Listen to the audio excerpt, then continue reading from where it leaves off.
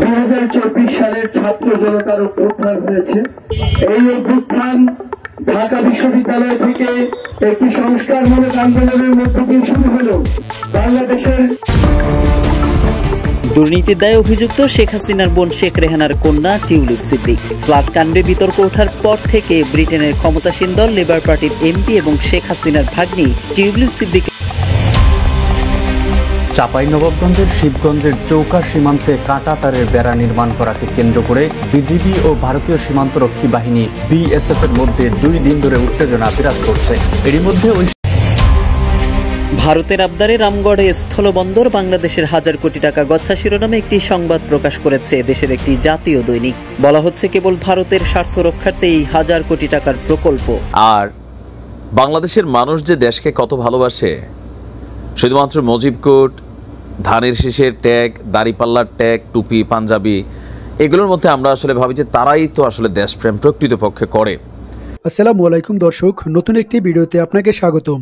বাংলাদেশের যে বর্তমান রাজনৈতিক পরিস্থিতি এবং প্রেক্ষাপট সৃষ্টি হয়েছে তারই আলোকে বেশ কয়েকটা গুরুত্বপূর্ণ ভিডিও নিয়ে হাজির হয়েছি, যার কিছুটা অংশ বিশেষ ভিডিওর শুরুতেই দেখছেন। দর্শক, ভিডিওর শুরুটা দেখেই কিন্তু বুঝতে পেরেছেন আজকের নিউজটা কতটা গুরুত্বপূর্ণ হতে চলেছে।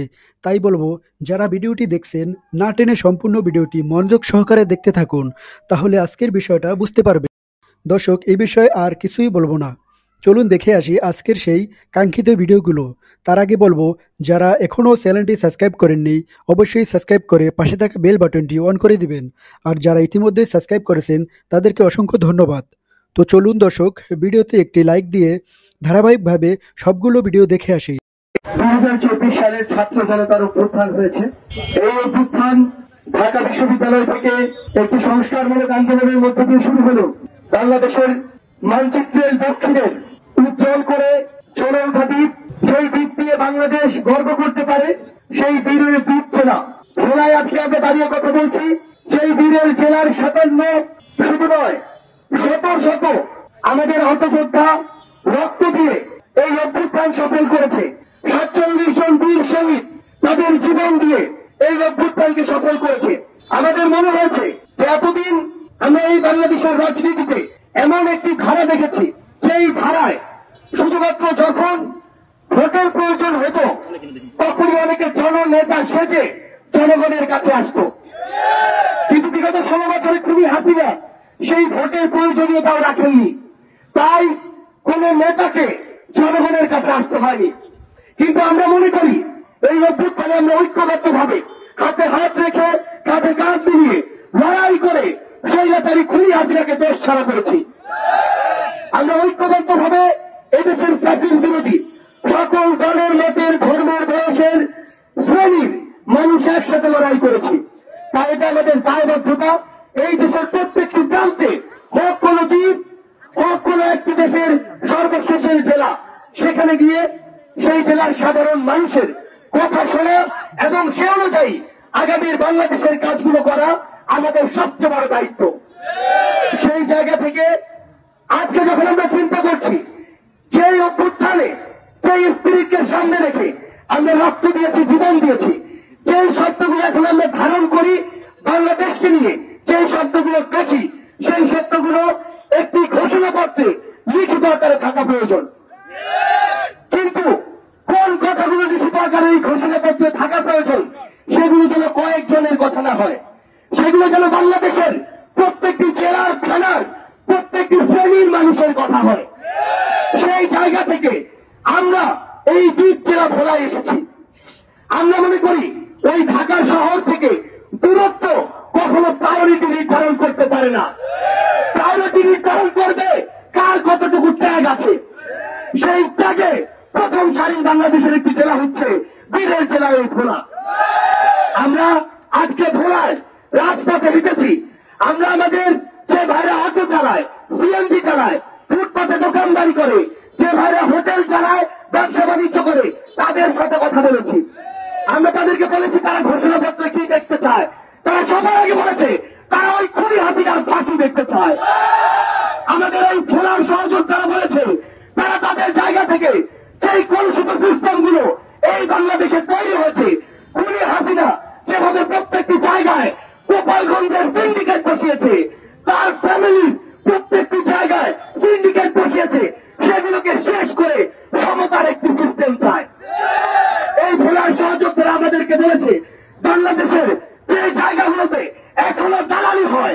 এই জায়গাগুলোতে এখনো চাঁদাবাজি হয়, হোক সেটা কেউ পোশাক পরে করুক, কেউ সাধারণ পোশাকে করুক, তাদের বিরুদ্ধে সবাইকে সক্রিয় হতে হবে।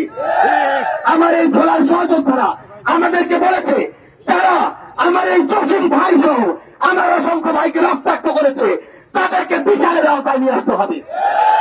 ওই সময় যে এসপি এবং তার সাথে যে অফিসার কনস্টেবলরা আমার ভাইদের করে নির্বিচারে গুলি চালিয়েছে তাদের শাস্তি যেন শুধুমাত্র বদলি না হয়। আমার ভোলার সহযোদ্ধারা আমাদেরকে বলেছে, এই বাংলাদেশে এতদিন ধরে এই যে অরাজকতা চলেছে, এই যে চাঁদাবাজি সিন্ডিকেট চলেছে, এগুলোর বিরুদ্ধে গিয়ে এই যে বিভিন্ন শ্রেণীর মানুষকে বিভিন্ন ভাবে সেবা দেওয়া হয়েছে, কাউকে স্যার বলেছে, কারোর সাথে দাসের মতো ব্যবহার করেছে, এই বৈষম্য বাংলাদেশ থেকে দূর করতে হবে। আমাদের ভোলার সহযোদ্ধারা আমাদেরকে স্পষ্ট করে দাঁড়িয়েছে, এই অভ্যুত্থানে যারা জীবন দিয়েছে, রক্ত দিয়েছে, তাদেরকে যেন স্বীকৃতি দেওয়া হয়। এই অভ্যুত্থানের পূর্বে বিগত 16 বছর ফ্যাসিস্ট বিরোধী অনেক দল তাদের জায়গা থেকে খুনি হাসিনা এবং আওয়ামী লীগের বিরুদ্ধে সংগ্রাম করেছে, কিন্তু তারা তাদের জায়গা থেকে যতটুকু ঐক্যবদ্ধ হওয়া দরকার ছিল ততটুকু হতে পারেনি বলে খুনি হাসিনা এই বাংলাদেশে একটি স্বৈরতন্ত্র প্রতিষ্ঠা করেছিল। কিন্তু একটি ব্যানার বৈষম্য বিরোধী ছাত্র আন্দোলন, এই একটি ব্যানারকে সামনে রেখে পুরো বাংলাদেশের ছাত্র জনতা ঐক্যবদ্ধ হবে এই বাংলাদেশ থেকে খুনি শেখ হাসিনাকে বিতাড়িত করে তার স্বামীর দেশে পাঠিয়ে দিয়েছে। তাহলে যেই ব্যানারকে সামনে রেখে এখন একটি অভ্যুত্থান হলো, সেই ব্যানারের নাম স্পষ্ট করে ওই ঘোষণাপত্রে যেন থাকে, সেটা আমাদের এই ভোলার সহযোদ্ধারা আমাদেরকে দাবি জানিয়েছে। আমরা শুধু আমাদের জায়গা থেকে একটু কথা বলি, যে কোনো যৌক্তিক দাবিতে ভোলার সহযোদ্ধারা এই অভ্যুত্থানে যেমন পুরো বাংলাদেশের সাথে কাঁধে কাঁধ রেখে লড়াইয়ে ঝাঁপিয়ে পড়েছে, এই ভোলাবাসীর যে কোনো যৌক্তিক দাবিতে বৈষম্য বিরোধী ছাত্র আন্দোলন হোক, জাতীয় নাগরিক কমিটি হোক, আমরা সবাই ঐক্যবদ্ধ ভাবে এই ভোলাবাসীর প্রাণের দাবিগুলো ওই সরকার পর্যন্ত পৌঁছে দিব। যে ভোলায় গ্যাস উৎপাদন হয় সেই ভোলার মানুষ কেন গ্যাস পাবে না? যেই ভোলা থেকে আবার স্পিড বোটে হোক, লঞ্চে হোক, ফেরিতে হোক একজন রোগী বরিশাল মেডিকেলে যেতে যেতে মারা যায়, সেই ভোলায় কেন মেডিকেল কলেজ হবে না? এই ভোলা থেকে যখন আমার একটা লম্বা সময় নিয়ে ওই একটি শহর বরিশালে যেতে হয়, তখন আমার যদি 40,000 কোটি টাকা খরচ করে পদ্মা সেতু হয়, 30 থেকে 35,000 কোটি টাকা খরচ করে পদ্মা সেতুর পাশে একই সাথে রেল সংযোগ হয়, ওই দুইটি কাজে যদি 70,000 কোটি টাকা খরচ করা হয়, তাহলে 5 থেকে 10,000 কোটি টাকা খরচ করে কেন ভোলা থেকে বরিশালে একটি সংযোগ সেতু হবে না? আমরা স্পষ্ট করে একাত্মতা ঘোষণা করছি আজকের এই মঞ্চ থেকে, এই সংযোগ যে সেতু সেটি বরিশালের একটি মেডিকেল কলেজ, বরিশাল থেকে ভোলায় নিয়ে আসতে হবে এবং সেটি ভোলার মানুষকে নিরন্তর সহযোগিতা করবে।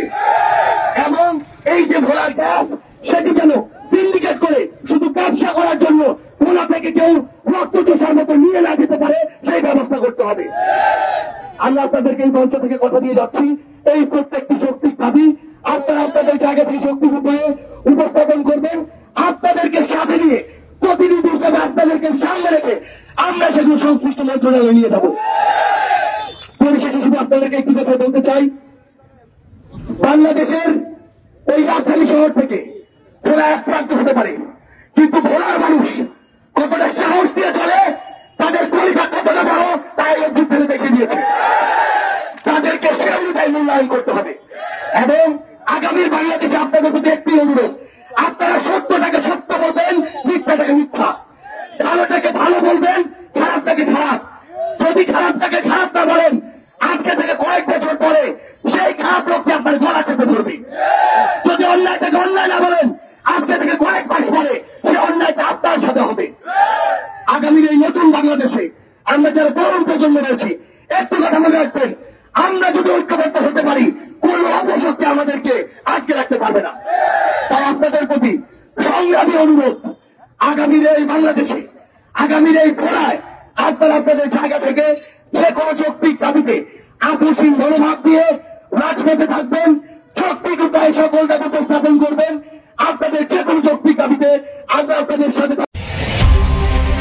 চাঁপাইনবাবগঞ্জের শিবগঞ্জের চৌকা সীমান্তে কাঁটা তারের বেড়া নির্মাণ করাকে কেন্দ্র করে বিজিবি ও ভারতীয় সীমান্তরক্ষী বাহিনী বিএসএফ এর মধ্যে 2 দিন ধরে উত্তেজনা বিরাজ করছে। এরই মধ্যে সীমান্তে 2 দফা পতাকা বৈঠক অনুষ্ঠিত হলেও কোনো সিদ্ধান্তে আসতে পারেনি দুই দেশের সীমান্তরক্ষী বাহিনী। উভয় পক্ষই সীমান্তে বর্তমানে সতর্ক অবস্থানে রয়েছে।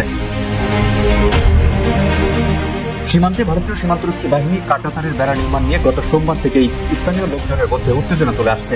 এ সময় বিজিবির সাথে স্থানীয় জনগণকে অবস্থান করতে দেখা যায়। সামাজিক যোগাযোগ মাধ্যমে ভাইরাল বিভিন্ন ভিডিও থেকে দেখা যায় স্থানীয় জনগণ বিজিবিকে নানা কাজে সাহায্য করছে। এদিকে 59 বিজিবি ব্যাটালিয়নের অধিনায়ক লেফটেন্যান্ট কর্নেল গোলাম কিবরিয়া গণমাধ্যমকে বলেন, বিজিবির সঙ্গে কোনো সমঝোতা ছাড়াই গত সোমবার বিএসএফ এর কাঁটাতারের বেড়া নির্মাণের কাজ শুরু করা নিয়ে এই সমস্যা সৃষ্টি হয়েছে। ব্যাটালিয়ন কমান্ডার পর্যায়ের পতাকা বৈঠকে বিএসএফ এর 139 ব্যাটালিয়ন কমান্ডার উপস্থিত ছিলেন। বৈঠকের সিদ্ধান্ত হয়েছে সমঝোতা ছাড়া কাঁটাতারের বেড়া নির্মাণ কাজ বন্ধ থাকবে। বিকেলে সোনা মসজিদ সীমান্তের বিপরীতে সেক্টর কমান্ডার পর্যায়ে কথা হবে। 5 আগস্টের পর থেকে পাল্টে যেতে শুরু করেছে অনেক কিছু। আগে প্রায় সীমান্তে ভারতীয় সীমান্তরক্ষী বাহিনী বিনা প্রতিরোধে সীমানা দখল করত, তবে এখন চোখে চোখ রেখে পাল্টা জবাব দিতে শুরু করেছে বিজিবিও। এমনকি তাদের সাথে স্থানীয় জনগণও নিজের সর্বস্ব দিয়ে মাতৃভূমি রক্ষায় এগিয়ে যাচ্ছে। চৌকা সীমান্তের উত্তেজনায় এমন একটি ছবি সামাজিক যোগাযোগ মাধ্যমে ভাইরাল হয়েছে। নিচে মাতৃভূমি রক্ষায় বিজিবির সাথে নেমে পড়েন এক কৃষক, হাতে কাস্তে, পরনে লুঙ্গি, কিছুটা নিচু হয়ে বসে আছেন। তীক্ষ্ণ রক্তচক্ষু ভারতীয় সীমান্তরক্ষী বাহিনীর দিকে, যেন বাংলাদেশ নামের প্রিয় মায়ের দিকে চোখ তুলে তাকালে সব শেষ করে ফেলবে সে। মাতৃভূমির প্রতি এত প্রেম, এত ভালোবাসা ভরা তার এই ছবি সামাজিক যোগাযোগ মাধ্যমে মুহূর্তে ভাইরাল। রীতিমতো হিরো বনে গেছেন তিনি। কেউ ক্যাপশনে লিখেছেন, মাতৃভূমি না হয় মৃত্যু। আবার উপদেষ্টা আসিফ মাহমুদ ছবিটি শেয়ার করে লিখেছেন, বিনা যুদ্ধে নাহি দিব সূচাগ্র মেদিনী। 2024 পরবর্তী বাংলাদেশকে আর কেউ গোলামের জিঞ্জিরে বন্দী করতে পারবে না। গত মঙ্গলবার রাতে 59 বিজিবি ব্যাটালিয়নের পাঠানো এক সংবাদ বিজ্ঞপ্তি থেকে জানা যায়, 5 জানুয়ারি বিকেলের সীমান্ত পিলার 177/2S থেকে আনুমানিক 100 গজ ভারতের ভেতরে চৌকা মাঠ এলাকার GR নম্বর 047372 MS 78D/2 এলাকার কাঁটাতারের বেড়া নির্মাণের জন্য ভারতের 119 BSF ব্যাটালিয়নের শব্দেলপুর ক্যাম্পের উদ্যোগে মাটি খননের কাজ শুরু করা হয়। ঘটনাটি জানতে পেরে বিজিবির চৌকা সীমান্তের টহল দল পতাকা বৈঠকের মাধ্যমে সেই কাজে বাধা দেয়। মঙ্গলবার বেলা 11টার দিকে কাঁটাতারের বেড়া দিতে বিএসএফ আবার মাটি খননের কাজ শুরু করে। খবর পেয়ে বিজিবি তৎক্ষণাৎ বাধা দেয়, তবে বিএসএফ স্থানীয় লোকজনের সহায়তায় নির্মাণ কাজ আবার শুরু করে। কাজটি সম্পূর্ণ করার জন্য অতিরিক্ত জনবল নিয়োগ দেয় তারা। এ ঘটনার প্রতিবাদ জানাতে 59 বিজিবির অধিনায়ক ও বিজিবির রাজশাহী সেক্টর কমান্ডার ঘটনাস্থল পরিদর্শনে আসেন। এ সময় বিএসএফ এর কর্মকর্তাদের সঙ্গে পতাকা বৈঠকের আয়োজন করা হয়। বৈঠকের সিদ্ধান্ত অনুযায়ী বিএসএফ অতিরিক্ত জনবল ও বেসামরিক ব্যক্তিদের সরিয়ে নিয়ে নির্মাণ কাজ বন্ধ রাখে। বর্তমানে এলাকার পরিস্থিতি স্বাভাবিক আছে। যে কোনো ধরনের পরিস্থিতি নিয়ন্ত্রণের জন্য বিজিবি সতর্ক অবস্থান নিয়েছে। মেহেদী হাসান, ইত্তেফাক। ভারতের আবদারে রামগড়ে স্থলবন্দর বাংলাদেশের 1000 কোটি টাকা গচ্ছা শিরোনামে একটি সংবাদ প্রকাশ করেছে দেশের একটি জাতীয় দৈনিক। বলা হচ্ছে, কেবল ভারতের স্বার্থ রক্ষার্থেই 1000 কোটি টাকার প্রকল্প। প্রতিবেদনে বলা হয়, পার্বত্য চট্টগ্রামের খাগড়াছড়ির রামগড় উপজেলাটির সীমান্তের ওপারে ভারতের 7 সিস্টার্সের অবস্থান। সেখানকার ত্রিপুরা সাবরুমকে কেন্দ্র করে সম্প্রতি 7 সিস্টার্সের রাজ্যগুলোর সঙ্গে সড়ক ও রেলপথে কানেক্টিভিটি বাড়িয়েছে ভারত। তাদেরই আগ্রহে রামগড়ে বন্দর তৈরি করে দিচ্ছে বাংলাদেশ। ফেনী নদীর ওপর তৈরি মৈত্রী সেতু দিয়ে বাণিজ্যিক ও প্যাসেঞ্জার পারাপার হবে বন্দরের কার্যক্রম চালু হলে। ভারত প্রান্তে সবকিছু প্রস্তুত হলেও এখনো গুছিয়ে উঠতে পারেনি বাংলাদেশ। বন্দর ভবন, কাস্টমস শেড, প্যাসেঞ্জার ও পরিবহন টার্মিনাল সহ অবকাঠামোগত উন্নয়নের 70% শেষ হয়েছে এরই মধ্যে। বাকি 30%-এর কাজও চলমান রয়েছে। সবকিছু ঠিকঠাক থাকলে আগামী জুনে প্যাসেঞ্জার ও বাণিজ্যিক ব্যবহারের জন্য প্রস্তুত হবে স্থলবন্দরটি। এদিকে প্রতিবেদনে বলা হয়, এত বড় কর্মযোগ্য চললেও বাংলাদেশিদের মধ্যে কোনো আগ্রহ নেই নতুন এই বন্দরটিকে ঘিরে। কারণ 1000 কোটি টাকা বিনিয়োগ করে বাংলাদেশে বন্দর করে দিলেও লাভের 16 আনাই পাবে ভারত। বিএনপি সরকারে থাকা অবস্থাতেই রামগড় ও সাবরুমের মধ্যে বন্দর তৈরির আগ্রহের কথা জানিয়ে এলেও একতরফা লাভের এই প্রজেক্ট শেষমেশ বাস্তবায়নের উদ্যোগ নেয় পতিত আওয়ামী লীগ সরকার। প্রতিবেদনে বলা হয়, 2008 সালে ক্ষমতায় আসার পর 2010 সালে হাসিনা দিল্লি সফরে গিয়ে ভারতের তখনকার প্রধানমন্ত্রী মনমোহন সিং এর সঙ্গে বৈঠকে রামগড় সাবরুম স্থলবন্দর চালুর ব্যাপারে যৌথ সিদ্ধান্ত নেয়। ওই বছরই 7 নভেম্বর রামগড় শুল্ক স্টেশনকে স্থলবন্দর ঘোষণা দেয় সরকার। 2015 সালের 6 জুন শেখ হাসিনা ও নরেন্দ্র মোদী বাংলাদেশ ভারত মৈত্রী সেতু 1 নামে ফেনী নদীর উপর নির্মিত সেতুটির ভিত্তিপ্রস্তরের ফলক উন্মোচন করেন। 2017 সালের 27 অক্টোবর মৈত্রী সেতুর নির্মাণ কাজ শুরু হয়। আসামের গৌহাটি ও ত্রিপুরার আগরতলা 7 সিস্টার্সের মূল বাণিজ্যিক কেন্দ্র।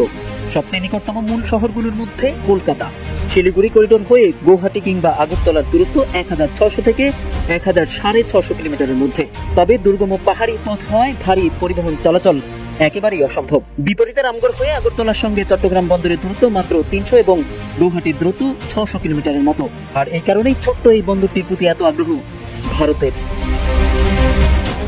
ফেনী নদীতে ব্রিজ নির্মাণে 133 কোটি টাকা খরচ করলেও কিছু ক্ষেত্রে যে খরচ যোগান দিয়েছে ভারত তার জন্য ধার্য করেছে চড়া সুদ। চট্টগ্রাম বন্দর থেকে তামাবিলের দূরত্ব 400 কিলোমিটারের কাছাকাছি, আখাউড়াও 200 কিলোমিটারের বেশি, কিন্তু রামগড় মাত্র 90 কিলোমিটারের মধ্যে। ফলে বন্দর চালু হলে একচেটিয়া ট্রানজিট পণ্য পরিবহন হবে চট্টগ্রাম রামগড় রুটে।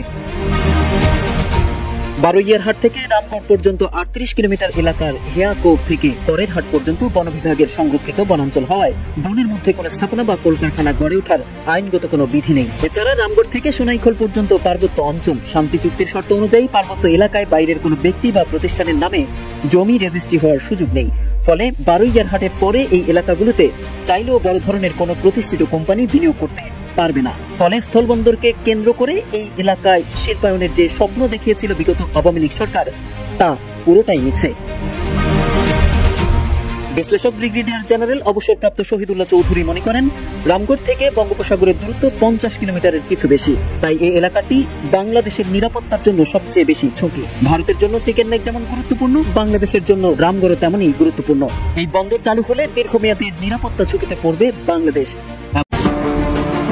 দুর্নীতির দায়ে অভিযুক্ত শেখ হাসিনার বোন শেখ রেহানার কন্যা টিউলিপ সিদ্দিক। ফ্লাড কাণ্ডে বিতর্ক ওঠার পর থেকে ব্রিটেনের ক্ষমতাসীন দল লেবার পার্টির এমপি এবং শেখ হাসিনার ভাগ্নে টিউলিপ সিদ্দিকের পদত্যাগের বিষয়টি ত্বরান্বিত হচ্ছে বলে জানিয়েছে দ্য টাইমস। গণমাধ্যমটি জানায়, বাংলাদেশের ক্ষমতাচ্যুত প্রধানমন্ত্রীর সঙ্গে দুর্নীতির সম্পৃক্ততা থাকার কারণে পদত্যাগ করতে বাধ্য হলে টিউলিপের স্থলাভিষিক্ত প্রার্থী হিসেবে অন্য কাউকে দায়িত্ব দেওয়ার কথা ভাবছেন তারা। এদিকে নিজের বিরুদ্ধে প্রকাশ্যে তদন্তের দাবি জানানোর আগেই টিউলিপের বিকল্প প্রার্থীদের চিহ্নিত করেন কর্মকর্তারা। তবে আগে স্টারমার্ট জানিয়েছিলেন টিউলিপের উপর তার পূর্ণ আস্থা রয়েছে। তবে টিউলিপের স্থলাভিষিক্তের জন্য তালিকা তৈরির বিষয়টি অসত্য বলে জানিয়েছেন 10 নম্বর ডাউনিং স্ট্রিটের একজন মুখপাত্র। তবে টাইমস এ বিষয়ে নিশ্চিত হতে পেরেছে যে স্টারমার্টের বেশ কয়েকজন ঘনিষ্ঠ ব্যক্তিকে আনুষ্ঠানিকভাবে টিউলিপের বিকল্প হিসেবে বিবেচনা করা হচ্ছে। ব্রিটিশ সংবাদ মাধ্যম বিবিসি জানিয়েছে, টিউলিপ সিদ্দিক তার ভাই বোন মা শেখ রেহানা ও খালা শেখ হাসিনার ব্যাংক লেনদেনের তথ্য চেয়েছে অর্থ পাচার বিরোধী সংস্থা বাংলাদেশ ফাইন্যান্সিয়াল ইন্টেলিজেন্স ইউনিট। এছাড়া তাদের বিরুদ্ধে রাশিয়ার অর্থায়নে পরিচালিত রূপপুর পারমাণবিক বিদ্যুৎ প্রকল্প থেকে অর্থ আত্মসাতের বিষয়টিও তদন্ত করছে বাংলাদেশ দুর্নীতি দমন কমিশন দুদক। ব্রিটেনের মন্ত্রী টিউলিপ সে দেশের আর্থিক দুর্নীতি বন্ধের দায়িত্বে রয়েছেন। উল্টো তার বিরুদ্ধে নীতি বহির্ভূত সুবিধার অভিযোগ উঠায় বিপাকে পড়েছে তার দল লেবার পার্টি। টিউলিপের পদত্যাগের দাবিও তুলেছেন টোরি সদস্যরা, যদিও শেখ হাসিনা বা আওয়ামী লীগের সঙ্গে নিজের কোনো সম্পর্ক নেই বলে দাবি করেছেন টিউলিপ। দ্য টাইমস বলছে, 10 নম্বর ডাউনিং স্ট্রিটের জন্য টিউলিপের বিকল্প হিসেবে যাদের বিবেচনা করা হচ্ছে তাদের মধ্যে রয়েছেন র্যাচেল রিভসের 2 মন্ত্রী সহকারী। তারা হচ্ছেন আলিস্টার স্টারথার্ন ও ইমোজেন ওয়াকার। এর বাইরে আরও বেশ কয়েকজনের নামও শোনা যাচ্ছে। গণমাধ্যমটি বলছে, শেখ হাসিনা ও তার সরকারের বিরুদ্ধে ব্যাপক দুর্নীতির তদন্তের মধ্যে ব্রিটেনের স্বার্থ সংশ্লিষ্ট স্বাধীন উপদেষ্টা স্যার লরি ম্যাগনাসের কাছে তদন্তের আহ্বান জানিয়েছেন টিউলিপ। লেবার পার্টির একটি ঘনিষ্ঠ সূত্র জানিয়েছে যে টিউলিপ কর্তৃক তদন্তের আহ্বানের অর্থ হচ্ছে তিনি ঝুঁকিতে পড়তে ইচ্ছুক এবং তিনি পদত্যাগের পথে রয়েছেন। শেখ হাসিনার 2 ঘনিষ্ঠ ব্যক্তির কাছ থেকে 2টি ফ্ল্যাট উপহার পেয়েছেন টিউলিপ, যে তথ্য তিনি গোপন করেছিলেন। তবে ব্রিটেনের গণমাধ্যমে এ বিষয়ে খবর প্রকাশ হওয়ায় ক্রমবর্ধমান চাপের মুখে পড়েছেন টিউলিপ সিদ্দিক। প্রসঙ্গত, সম্প্রতি ব্রিটেনের প্রভাবশালী দৈনিক ফিনান্সিয়াল টাইমসের এক প্রতিবেদনে বলা হয়, লন্ডনে একটি ফ্ল্যাট 2004 সালে টিউলিপকে উপহার দিয়েছিলেন আব্দুল মোতালিফ নামের এক আবাসন ব্যবসায়ী। এই আবাসন ব্যবসায়ী বাংলাদেশের ক্ষমতাচ্যুত প্রধানমন্ত্রী শেখ হাসিনার ঘনিষ্ঠজন হিসেবে পরিচিত। এই খবর প্রকাশ হওয়ার পর থেকেই সম্ভবত একই বলে দেশপ্রেম। পুরোটা ছবি দেখাইতে পারি নাই, কারণ হচ্ছে কি এটা কমিউনিটি গাইডলাইন আসবে। আর বাংলাদেশের মানুষ যে দেশকে কত ভালোবাসে, শুধুমাত্র মুজিব কোট, ধানের শীষের ট্যাগ, দাড়িপাল্লার ট্যাগ, টুপি, পাঞ্জাবি, এগুলোর মধ্যে আমরা আসলে ভাবি যে তারাই তো আসলে দেশপ্রেম প্রকৃতপক্ষে করে। কিন্তু চাঁপাইনবাবগঞ্জ সীমান্তে ভারতীয় বিএসএফের অত্যাধুনিক মেশিনারিজের সামনে একজন কৃষকের হাতে একটা সেনি নিয়ে বৈশা থাকা বিজিবির পাশে সাহস যোগানো, এই দৃশ্য একটা জিনিস প্রমাণ করছে যে বাঙালির ভিতরে দেশপ্রেম আছে। 1971 সালে যারা ভাবতাম আমরা কেমনে স্বাধীন হয়েছে পাকিস্তানিদের সাথে, এমনিই স্বাধীন হয়েছে, এমনি। এই ছবিটা অনেকে দেখছেন তাই না? সরিষা ক্ষেতের মধ্যে পরীক্ষা খনন করা পাশে বিজিবি দাঁড়ানো, আর আমাদের এক কৃষক এরকম নিয়া উৎপাইতা রয়েছে। ভাবা যায় যে এত অত্যাধুনিক অটোমেটিক রাইফেল তাদের হাতে আছে, একটা গুলি করলে জীবন শেষ। কিন্তু সাহস, সাহস দেখছেন, সেলুট জানাই আমরা সেই কৃষককে। তাদের কারণে বাংলাদেশটা টিকা আছে। আর বাকিরা তো জনসেবার রাজনীতি, দেশ সেবার কথা বললেও আদৌ কতটুকু করে সেটা আমরা সবাই জানি। তবে হ্যাঁ, ভালো মানুষ কিছু আছে, তবে তাদের সংখ্যাটা অনেক কমে গেছে। যাই হোক, আমরা কথা বলছি চাঁপাইনবাবগঞ্জ সীমান্তে একটা ইতিহাস তৈরি করেছে আমাদের বিজিবি প্লাস বাংলাদেশের জনতা, সাধারণ মানুষ, মানে একদম হুড়হুড় করে ঢুকে গেল। আজকে যখন আমরা নিউজটি করছি, গতকালকে পতাকা বৈঠক হয়েছে বিজিবি আর এই এলাকাতে এসে অবৈধ কাঁটাতারের বেড়া, যেটা নোম্যান্স ল্যান্ড মানে পৃথিবীর প্রত্যেকটা দেশের আন্তর্জাতিকভাবে বিরোধপূর্ণ দেশগুলোর মধ্যে সীমানা আছে, যারা মিত্র দেশ।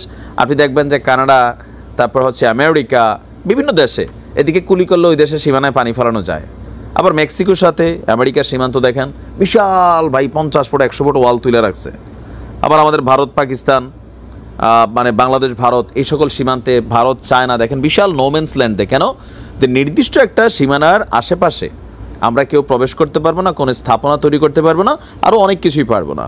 এর মাঝখানে বিজিবি বিএসএফ কালকে আবার আইছিল, কোন জায়গা দিয়ে জানি, সম্ভবত পাটগ্রামে আসছিল, এরকম ল্যাম্পপোস্ট লাগাইতে, বিজিবি দেয় নাই। সাহসটা একটু তৈরি হয়েছে, ওই যে পাশে থাকা সেই কৃষকের হাতের শ্রেণী, এটা সাহস যোগায় দিছে। আমি মনে করি আর কি যে মনোবল চাঙ্গা করে ফেলছে। অ্যান্ড একজন সৈনিকের মনোবল যদি চাঙ্গা হয়ে যায়, ভাই মরে যাবো দেশের লাইগা। হ্যাঁ, তো এরকম পরিস্থিতিতে যে কোনো মানুষ আপনার সামনে যারা আছে ঝুঁকে যাবে। আমরা চাই না ভারতের সাথে আমাদের লাগালাগি হোক, বাট তারা লাগতে আসলে আমরা ছাড়ার পক্ষে না। আমি যখন নিউজটা করছি তখনও আমাদের এই চাঁপাইনবাবগঞ্জ সীমান্তে অনেক বাংলাদেশিরা এখনও যায়, সেখানে দাঁড়ায় আছে।